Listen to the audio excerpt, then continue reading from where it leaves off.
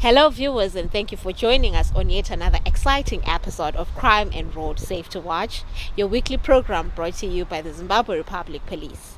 I'm your host, Onesisa Sibanda. Security organizations need each other in order to enhance efficiency and effectiveness of operations towards upholding national security. 202 members from the Zimbabwe Prisons and Correctional Services graduated at Shamva Battle Camp after completing the VIP protection course. The collaborative efforts of the two sister organizations has been instrumental in ensuring the gradual and seamless transition of VIP judicial duties from Zimbabwe Republic Police to Zimbabwe Prisons and Correctional Services. I wish to congratulate the course participants for enduring and successfully completing this grueling exercise, which was designed to impart requisite skills, knowledge, and attitude expected in the performance of VIP protection duties. I must hasten to add that your day-to-day duties will be equally demanding, as the responsibility of providing security to VIPs requires a high level of diligence and integrity. To this end, you are expected to exhibit a very high standard of vigilance and knowledge of duty, which should inspire confidence and comfort in your principles. The reality of providing security services is that threats will present themselves in various forms, but your duty is to rise above the challenge and ensure the safety of our VIPs. The responsibilities reposed on you as security personnel require unflinching loyalty and discipline. The successful executions of VIP protection immensely contribute to the overall security of our country and create a conducive environment for socio-economic development. It is my shared hope that you will effectively put into practice everything that you have learned. Indeed, the effectiveness of knowledge is in its implementation or application. Ladies and gentlemen, at this juncture, I would like to extend my appreciation to the instructional staff from the Zimbabwe Republic Police and the Zimbabwe Prisons and Correctional Service, and all the supporting staff who worked tirelessly to ensure the success of this course. Such cross-pollination of ideas and experiences is good for human resource development for both our organizations. This is a momentous occasion that marks the culmination of special training, dedication, and commitment displayed by each and every officer standing with pride before us today on this parade. May I, on the onset, extend our heartfelt gratitude to the Commissioner General of the Zimbabwe Republic Police, Commissioner General T.G. Matanga, for the invaluable assistance in making this course a resounding success. You have once again freely offered us this auspicious training facility and able facilitators after the initial training which based the Correctional Service Protection Unit. The collaborative efforts between our sister organization, Commissioner General say, has been instrumental in ensuring the gradual and seamless transition of judicial VIP protection duties from the Zimbabwe Republic Police to the Zimbabwe Prisons and Correctional Service. It is now, therefore, my expectation that continuous training of our officers in this review shall eventually enable us to take over all the VIP security duties in the judicial system. Moving on, Z24E Hatfield in Harare arrested 11 accused persons who were robbing people along Seke Road. Let us hear more. Hatfield Police Station received 15 robbery cases from January 2023 to date. These cases were taking place along Seke Road. Usually they were targeting motorists at Kona Depot and Kuala. Whilst one slows down, they would then smash the windows and they would then steal cell phones and cash. On the 20th of January 2024, we arrested 11 accused persons for robbery cases that were taking place along Seke Road. The accused persons were arrested in Epworth area, and we managed to recover 16 cell phones, 6 laptops, face masks, screwdrivers, and other articles for criminal uses in the form of knives. The accused persons are currently in the custody, and 6 complainants have already positively identified their properties. Motorists should keep cell phones and valuables out of sight when driving, since these will attract criminals. Motorists should also desist from giving lifts to strangers, because they could fall prey to these people who they would have given lifts.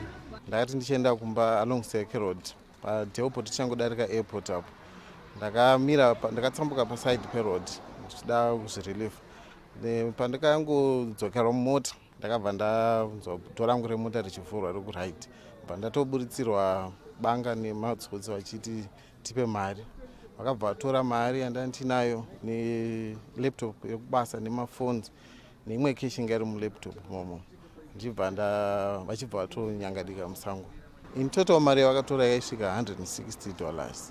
Ndakaenda paSt Mary's Police Station pandanoripota nyaya yangu, ndopandakafonerwa ndichinzi mbavha dziye dzakabatwa, saka ndichifanira kuuya kuHatfield Police Station kuzoidentifya zvinhu zviripo kuti hapana zvangu here. So far ndaona laptop yangu yekubasa HP ProBook neSamsung phone.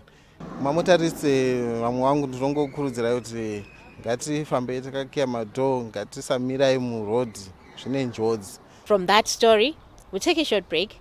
Join us in the second segment of Crime and Road Safety Watch.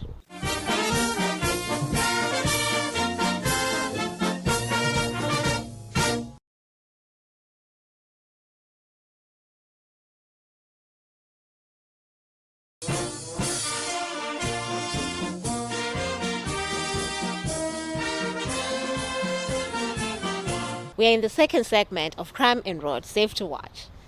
Road safety is a collective responsibility, and as such, the Traffic Safety Council of Zimbabwe works in partnership with various stakeholders in the fight against road carnage. The Managing Director, Traffic Safety Council of Zimbabwe, recently officiated at the launch of the Zimbabwe chapter of the Be Road Safe Africa campaign, aimed at educating school children about road safety. It is a pleasure for me to stand before you to launch the Puma Energy Road Safety's Be Road Safe campaign, a campaign that seeks to address the alarming number of traffic injuries in sub-Saharan Africa, and which is targeted at primary school children who are amongst the most vulnerable road users today. This is commendable, and it's in line with the global rally towards a second decade of action for road safety, which aims to reduce road traffic injuries and deaths by at least 50% by 2030. This initiative stands as a shining example of good corporate citizenship and responsibility. I'm particularly impressed by the campaign's focus on educating people in primary schools. By catching them young during their formative years, they not only learn to be safe at an early age, but they are also cultivated to become good young ambassadors. The Be Road Safe campaign is timely, and it complements efforts and measures and educational programs that the government of Zimbabwe on its own, but also through the Traffic Safety Council of Zimbabwe and the Zimbabwe Republic Police are already working on. Ladies and gentlemen, our road networks are supposed to be lifelines for our communities. Yet we have witnessed an alarming surge in road crashes. Regrettably, a large number of them being fatal. It has become a dire situation, almost along the proportions of being referred to as a pandemic. Zimbabwe ascribed to the Sustainable Development Goals targets on halving the number of global deaths and injuries from road crashes and on providing access to safe and affordable sustainable transport systems. These measures align very well with the NDS-1 strategy, under which we have committed as a country to reduce road accidents by about 25% in the first 5 years, and logically another 25%, so that we reach the 50% that we have committed at global level. With this, colleagues, ladies and gentlemen, it is my singular honor and privilege to declare this Be Road Safe campaign in Zimbabwe officially launched. According to the Global Status Report on Road Safety, over 1 million road traffic deaths were recorded last year. It's one of the leading causes of death among children and young people aged between 5 to 29 years. Currently, Sub-Saharan Africa has the highest road traffic injury rates in the world. In support of a global call to action to reduce road traffic accidents in 2013, Puma Energy launched the first road safety campaign in Tanzania and last year in Botswana, in partnership with Ament. Since then, the program Be Road Safe is being successfully implemented in 7 countries across Africa, including Zimbabwe, and in the near future, Zambia. Esteemed guests, today we are excited to launch the Be Road Safe campaign in Zimbabwe. The program will be implemented in 5 primary schools, which are in a road traffic accident hotspots. The Be Road Safe initiative is more than a campaign. It's a vital engagement platform that fosters a safer community for our children. In this project, we are going to have different activities, starting with road safety education because of the severity of the problem. And we are going to teach road safety education to primary school children at all the schools that will be involved in this program. After the road safety education, we are then going to have a drawing competition on road safety. Apart from the drawing competition, we are also going to have road safety club at one of the program schools. The purpose of this road safety club is to impart knowledge about road safety and conscious behavior to a group of school children who will act as road safety ambassadors among their fellows, back to their community and parents. These ambassadors will participate in different road safety activities. Other stakeholders in various ministries were also present. The Zimbabwe Republic Police takes the issue of road safety very seriously, and we are particularly concerned with the loss of lives on the country's roads due to road traffic accidents. For instance, in the year 2023, the Zimbabwe Republic Police recorded 52,339 road traffic accidents, compared to 52,582 road traffic accidents in the year 2022. You can see that this trajectory is not pleasing. We also had 2,019 people being killed in the year 2023, with 10,440 people getting injured. In the year 2022, we had 2,079 people being killed, while at least 10,611 people were injured. And sadly, some of these accidents The victims are school children. For instance, we had one accident which occurred along the 4-kilometer peg Ruwazi-Igawa Road, where 2 school children died on the spot when a Honda Fit, which had 15 passengers on board, was involved in a head-on collision with another Honda Fit, which had 9 passengers. As the police, we call upon all stakeholders, including communities, to join hands with the police in raising awareness and to promote road safety. Because we have said the issue of road safety is a collective responsibility. The issue of road safety needs all of us to play a part. That's why we want to commend what Puma have done. And we also want other stakeholders to come on board. I want to challenge local authorities. If you look at most pedestrian crossings or zebra crossings, they are dilapidated. They need to be revamped. But on the other hand, we are worried by drivers who behave as if there is a war on the roads. And in the process, they run over school children. I'm so excited to see the learners participating in this program. Without such programs, we'll not be able to achieve our vision, because by 2030, looking and listening to the numbers which were mentioned, losing about 1,000 or 1 million people within a year, would have lost quite a number of children. So we are mandated as a ministry to make sure that the child is exposed to all proper procedures and guidelines on how to behave at school, out of school, on the way home, and at home. We'll take a short break. Join us in the third and final segment of Crime and Road Safety Watch.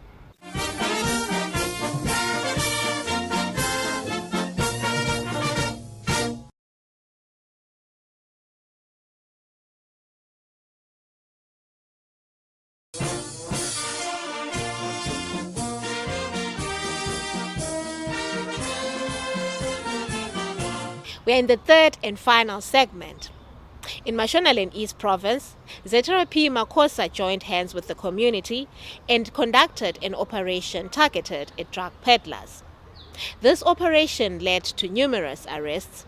Let us hear more from the officer in charge, S24E04 Makosa. Following an outcry by the general public in our policing area over the scourge of drug and substance abuse that is bedeviling the country at large, we had to sit down with our community and come up with strategies to fight against this problem of drug and substance abuse. We had to engage our community to join hands with us in the fight against these drug peddlers. So the community is willing to assist, and we have got information from the community that there were some drug peddlers within our policing area. So we reacted to that information. We managed to achieve quite pleasing results. During the month of December, we managed to arrest a total of about 7 drug dealers. All these were dragged before Mutoko Magistrates Court and were all convicted and sentenced to not less than 2 years imprisonment. In other news, the Zimbabwe Republic Police boasts of driving schools that train competent and first-class drivers in the organization. In order to maintain these standards, the Zimbabwe Republic Police Driving School periodically carries out refresher courses for the instructors. Such an exercise happened recently in Bulawayo and Harare. Chief Staff Officer Training and Development, Commissioner Priscilla Makotose, officiated at the opening ceremony in Bulawayo. The organization attaches great value to this important facet of human capital development. The refresher course is timely as it comes against a background of a worrying trend of carnage on the roads at national level. This negative trend has caused continuous loss of lives and unnecessary injuries. Most of the causes of these avoidable accidents have been attributed to human error. In this regard, this workshop underscores the need to inculcate in police driver instructors skills, knowledge, attitudes, and values to improve driving conduct among police drivers, whom we expect to be role models.